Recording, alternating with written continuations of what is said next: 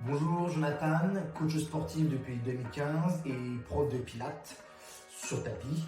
Je travaille avec Yoast depuis une petite année et aujourd'hui je vais répondre à quelques questions sur le stretching. Le stretching, il n'y a rien de compliqué, ça consiste à étirer un muscle ou une partie du corps ou des muscles. L'objectif, c'est de rechercher une longueur au niveau de ce muscle, une meilleure contraction, une meilleure souplesse et une meilleure mobilité.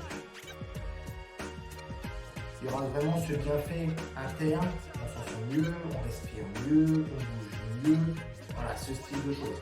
Après, oui, ce qu'on va rechercher, si c'est le sport, vous allez vous dire, ah, je me sens mieux dans ma gymnastique, dans mon foot, dans ma course, mon mouvement de jambes est meilleur. Dans la vie de tous les jours, vous allez peut-être vous dire, au bureau, je me sens un peu plus droit, je me sens mieux, je me sens en pleine forme, je respire mieux.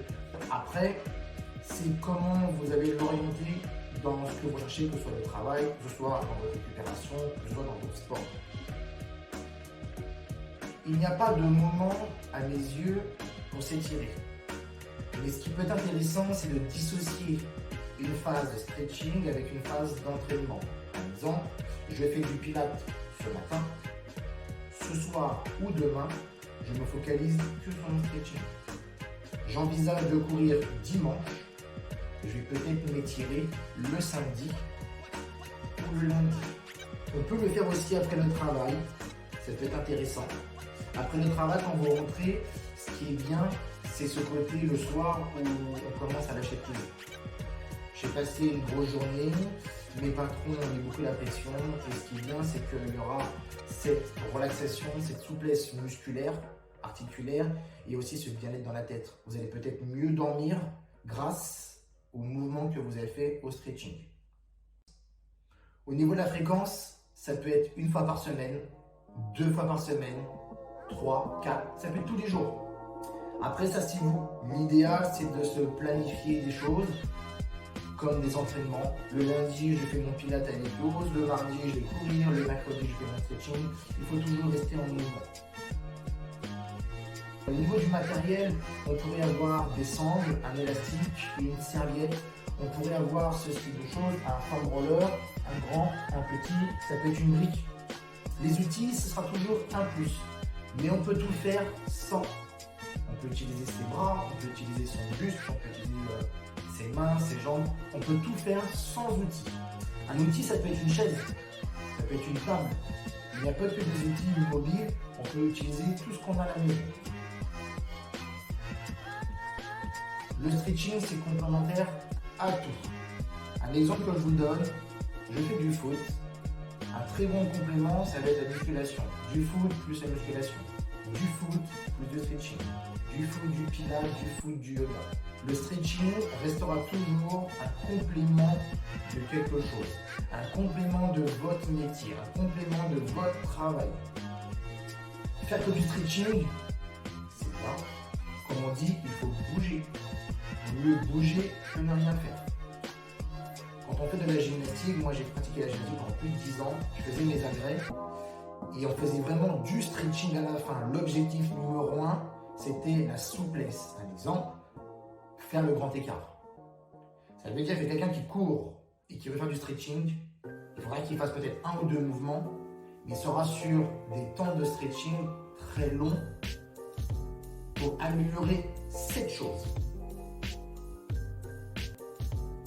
Je vais être franc avec vous, le stretching, ça peut être très facile comme ça peut être très dur. On peut avoir des courbatures après stretching, on peut aussi transpirer. Tout dépend du prof que vous allez avoir en face de vous, tout dépend de l'approche qu'on va avoir sur les mouvements. Peut-être le thème, ça va être pause longue, donc un stretching passif.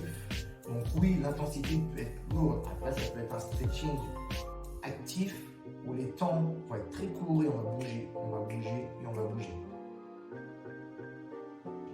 Le stretching, c'est pour tout le monde.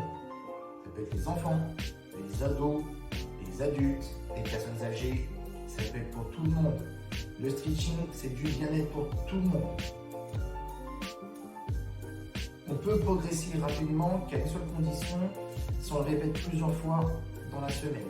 Si vous faites du stretching une fois par semaine, on est dans du bien-être. C'est bien. Et quelqu'un qui veut vraiment progresser, à mes yeux, c'est le minimum 2, 3, l'idéal 4 fois par semaine en te focalisant partie par partie.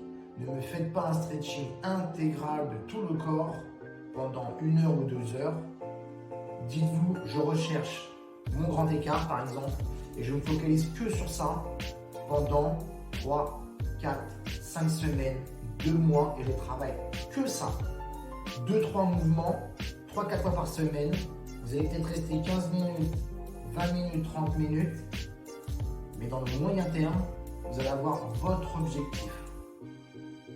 Ensuite, par rapport au stretching, ce qui est bien, c'est de le pratiquer régulièrement. Et si vous voulez le pratiquer, c'est simple. Venez avec Rose, venez faire mes cours. Les stretchings sont le vendredi matin à 8h pendant une petite demi-heure. Le thème, ça peut être la mobilité ou des mouvements un peu plus longs, comme je vous ai dit. Et le lundi, en Pilates Stretch, à 7h15, une demi-heure aussi, très intéressant, un peu de Pilates, un peu de stretching. Et venez quand même au Pilates, parce que le Pilates, c'est la force, qui est le renforcement musculaire, et le travail de longueur, qui est la souplesse. Et je vous dis à bientôt, passez une bonne journée.